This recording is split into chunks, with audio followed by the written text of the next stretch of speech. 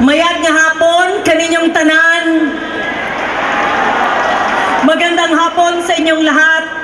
President Mayor Rodrigo Roa Duterte.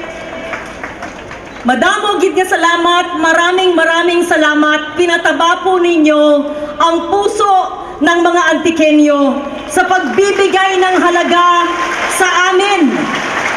Linggo ngayon, Family Day. Pinili nyo na dalhin nyo ang inyong pamilya, Miss Hanilet at ang inyong anak, ngayong araw na ito para sumalo sa palarong pambansa dito sa dakila at napakagandang lalawigan ng Antique. Maraming salamat, President Mayor Duterte. Buwabati po ako, tagpapasalamat kay Secretary Liling Briones na taga-Antique rin, taga-Kulase. Thank you, Secretary. Pinaglaban niya na ang palarong pambansa ay dito sa ating magandang lalawigan. PSC Chair Butch Ramirez, thank you for your kind, full support. Salamat, Butch, sa inyong tulong. At sa inyong lahat po, thank you so much. Ang aking mensahe po sa ating mga atleta, mga coach at sa inyong lahat, sa lahat ng rehiyon sa ating bansa. Simple, dream big. Managinip po tayo.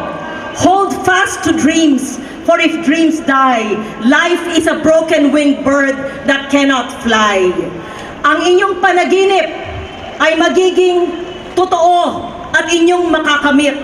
Sabi nga ni PSC Chair Butch Ramirez, ang palarong pambansa ay athletes for all and sports for all. Probinsya man o syudad, mayaman man o mahirap, differently abled or not.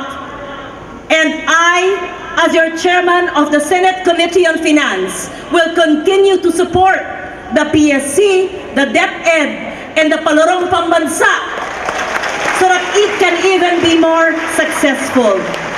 Maikli lang po ang aking welcome message dahil bibigyan po natin ng pagkakataon ang ating mahal na mahal, President Mayor Rodrigo Roa Duterte.